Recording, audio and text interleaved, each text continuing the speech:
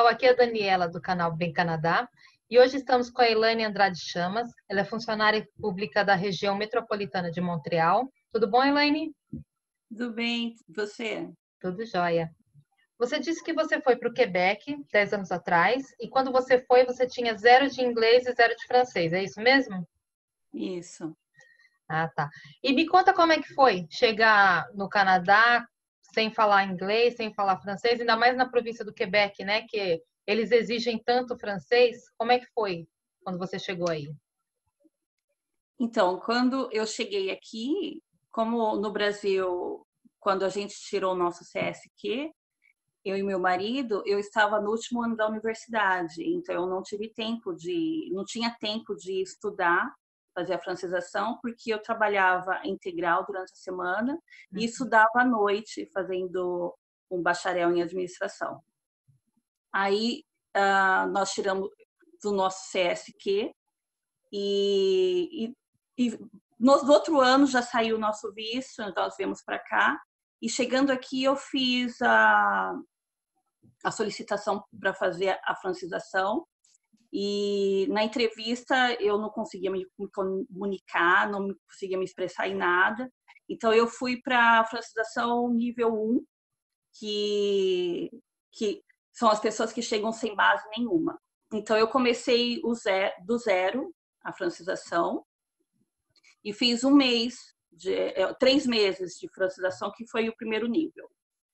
E nesse tempo a minha mãe faleceu, quando eu estava passando do nível 1 para o nível 2, e eu voltei para o Brasil, mas só fiquei uma semana lá para resolver as coisas burocráticas, né, tudo, dar um suporte para minha família.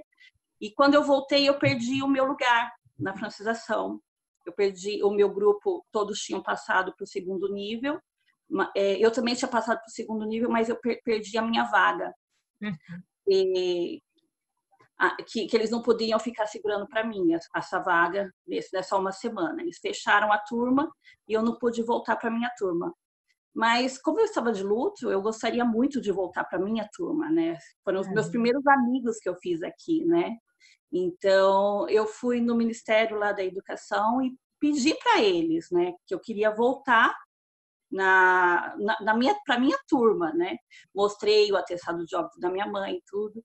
E eu fiquei muito feliz, foi a minha primeira conquista, assim, que eu consegui falar o francês, consegui alguma coisa, assim, com a minha base do primeiro nível de francês, né? Já foi a primeira vitória. Foi a minha primeira vitória do francês. Sei, sei. Aí eles me deram uma carta para eu apresentar para a diretora da francização. Eu fiz a francização no CEGEP do Ville-Montréal. Aí lá ela viu que tinha vindo do superior dela, né, tudo a carta e Do Ministério da Educação, né? Sim, me colocaram no o Ministério de Imigração Social, né? Imigração e Integração Social. Aí, acho que são eles que são responsáveis pela francização, né? Tá. Isso, acho que são eles, desculpa aí. Agora que eu lembrei, mas é o Ministério de Integração, Imigração e Integração Social. Aí a diretora da francização, ela falou, mas a sua turma tá fechada, né, tudo, eu posso te pôr em outra turma, tudo. Mas aí eu conversei com ela, né, assim, tipo, eu implorei. Aí, no fim, eu consegui, né, eu consegui voltar para minha turma lá, eles colocaram uma cadeira a mais lá para mim, e eu consegui terminar a minha francização, fiz o segundo nível. Aí voltei para o Brasil porque minha irmã estava grávida, eu fui ajudar ela com a minha sobrinha, porque todos nós estávamos de luto, né? E aí eu fui, ajudei ela, tudo, e fiquei um mês fora. E esse um mês me prejudicou bastante, porque eu fiquei um mês sem praticar a língua. Então, assim, é tão importante quando você está estudando uma língua, você se integrar totalmente no aprendizado da língua, né? De você se envolver com as pessoas francófonas, ou se você estiver estudando inglês, envolver com as pessoas que são anglófonas, ou que não seja a sua língua materna. Que, de qualquer forma, você vai precisar usar a língua que você está estudando para poder se comunicar. Então, como eu fiquei um mês no Brasil, quando eu voltei, é tipo como se eu tivesse é, voltado atrás de tudo, né? Voltado um nível.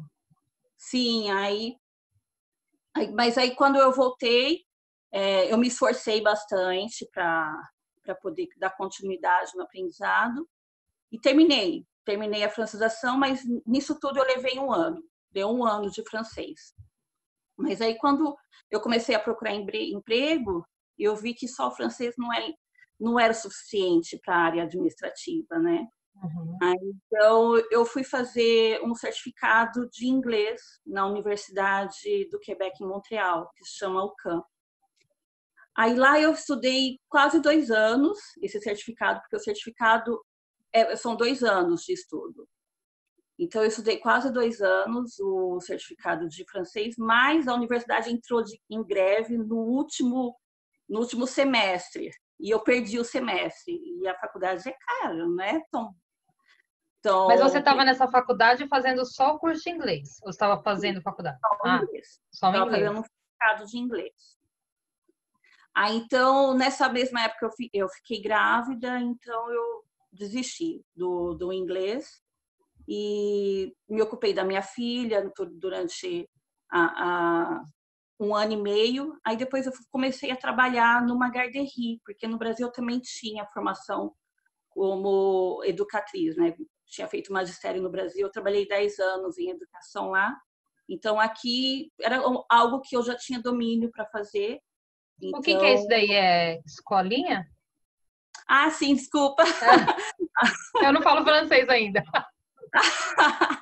Não, então, aqui as garderies são como creches no Ah, Brasil. tá. Jardim de infância. Isso, que Ah, tá. são de crianças de 1 ano até 4 anos, antes delas Ah, irem para a escola. certo. Então, eu trabalhei como educatriz 3 meses, aí eu Olha. fiquei grávida de novo, fiquei grávida de novo e fiquei como na licença preventiva. Aí eu fiquei em casa em licença preventiva e depois tive a licença maternidade Uhum. e, e, e quando foi para eu me ingressar novamente no mercado de trabalho, eu estava muito tempo fora e também tive dificuldade de arrumar emprego. Então, eu vi um curso que seria bem acessível para mim, que era online, no Colégio Rosemont, que era o Technicien em Contabilité. Era um curso de técnico em Técnico de... contabilidade, né? Um Aí, college. na verdade, é uma atestação colegial em contabilidade. Aí eu fiz esse curso, deu 15 meses, era online, eu tenho essa disciplina de conseguir estudar em casa, Que bom. mas era estudar as aulas eram online. Então, a gente via a professora, conseguia se interagir com os alunos, e as aulas eram de segunda, terça e quinta, sempre assim, horário registrado às 6 horas. Então, eu consegui acompanhar esse curso e terminei o curso, que foi depois o que me ajudou a arrumar emprego rápido. Então, Uhum. assim, outra dica é essa, assim, tipo, se você tem uma formação, não importa qual, é muito importante aqui você fazer algum curso na sua área, porque mesmo que você tenha bacharel, você tenha colegial, não importa qual é a sua formação no Brasil, Uhum. se você faz uma que seja inferior à que você tem, eles vão te dar muito valor, porque você vai aprender os termos técnicos que você precisa para sua área, E que entendeu? muitas vezes são bem diferentes do Brasil, né? Sim, Que aí sim, você já tem o conhecimento e você só vai fazer um aperfeiçoamento, né? isso, porque na faculdade eu tive noções de contabilidade, né? Fazia parte do currículo De da administração. universidade. Uhum. Mas foi muito diferente quando eu estudei aqui na própria língua. E então, além de aprender coisas novas, porque eu tinha esquecido muita coisa lá da faculdade. Uhum. Então, além de eu aprender coisas novas, também assim as leis daqui, como que funciona aqui, né, a contabilidade Sim. daqui. os termos técnicos que a gente precisa aprender para ingressar no mercado de trabalho aqui. Sim. A gente aprende nos cursos e também a referência, porque os meus professores me deram o contato deles, do colégio mesmo. Então, se eu precisava de referência para apresentar nas entrevistas, eles contam muito isso, sabe? Assim, você cria um networking, né? Sim. Você se ingressa ali naquele meio para depois se ingressar no mercado de trabalho, mas você já não chega crua. Não, então, e aqui é muito importante você ter essas referências, porque, assim, a referência é da pessoa. Tipo, às vezes, minha vizinha pode ser uma referência para mim, que ela vai me falar como que eu sou como pessoa, né? Uhum. E isso conta muito, o relacionamento que você tem, como você consegue interagir com as pessoas. Então, isso eles avaliam muito, é muito importante para eles aqui. Entendi. E aí você terminou o seu college, você fez algum estágio ou não na época do college? Sim, então, aí o estágio não era obrigatório, mas eu quis fazer. Então, eu trabalhei no hotel de Montreal, fiz um mês de estágio. Aí, inclusive, foi um amigo que tinha me indicado. Então, indicações também são muito importantes aqui, sabe? Uhum. Então, por que é importante você ter esse network? Porque Sim. As pessoas te indicam para as vagas, então você é bem visto. Isso. Com as indicações. Então, esse meu amigo me indicou para fazer o estágio no hotel. E eu fiz um mês de estágio, mas não tinha lugar para mim lá, foi mesmo só um estágio temporário. Mas no outro mês eu consegui. No meu último dia de estágio, eu recebi uma ligação da gerente do meu antigo emprego para trabalhar como comi contábil, assim, auxiliar contábil no GA, que é uma rede de supermercados daqui. Então eu trabalhei um ano e nesse tempo trabalhando eu sempre fui prestando concurso público. Já 5 anos que eu estava morando aqui, a gente prestou para a cidadania, a gente virou cidadão canadense, e quando você é cidadão, você pode prestar concursos públicos para trabalhar no federal. Sim, verdade. Então, eu fui prestando concursos públicos e uma hora sai, né? Foi ano passado. Se for igual no Brasil, né? Você for persistente, uma hora sai. Sim, sim. Isso também é outra coisa, que eu sempre fui fazendo provas atrás de outra. Então, chega uma hora que você vai pegando um macete. Né? Isso, é legal. Isso, você vai pegando um macete das entrevistas, porque não existe a resposta perfeita, mas você vai entendendo como que eles pensam, né? Que não é a mesma coisa que a gente pensa. Sim, sim, com certeza. Mudou o país, mudou a cultura. Às vezes, dentro do próprio país, províncias diferentes, a cultura e o entendimento é diferente. Então, é importante você conhecer o que eles estão buscando em você para você se dar bem nessa prova, né? Para você ter sucesso no final da prova. Então, é muito boa dica mesmo, persistir. E estudar, né? Estudar as respostas também depois, né? Sim, isso que eu ia falar, porque querendo ou não, as perguntas se repetem nas entrevistas. Então, na primeira vez que você vai ouvir aquela pergunta, você vai ficar pensando, tipo, e agora, o que eu falo? Mas só que chega uma hora que, tipo, você já tá tão treinada na resposta que, tipo, ela pergunta já responde na lata. E legal. Conta, tipo, nossa, a pessoa tá preparada. Poxa vida. E esse cargo aqui no Canadá também, quer dizer, não sei todo o Canadá, mas aí na província que você trabalha, o funcionário público ele é efetivo, por exemplo, não perde o emprego ou pode ser mandado embora? É diferente do Brasil, assim, para você se tornar efetivo demora um tempo. Então, você começa como estágio, eu estou no estágio ainda, né? Então, começa como temporário. Então, porque eles falam determinado, que aí tem a data de começar e a data que termina. Só que eles sempre vão renovando. Então, eles só vão efetivar se você demonstrar que você tem a capacidade mesmo para ocupar aquele cargo. Então, não é porque você passou no concurso que você está lá dentro que você vai já está garantido. Não está garantido, não é efetivo. Interessante. E hoje, então, você está como estagiária? Posso dizer que sim. Seria Sim, isso. entendi.